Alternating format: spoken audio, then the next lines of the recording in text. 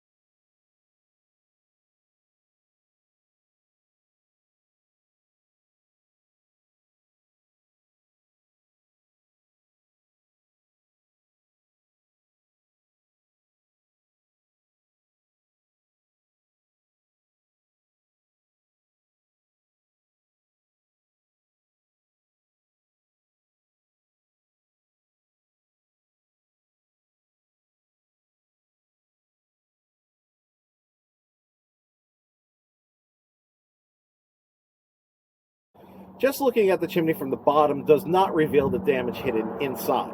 This customer recently suffered a sooting incident from their old furnace and still was able to escape the heavily damaged terracotta lining.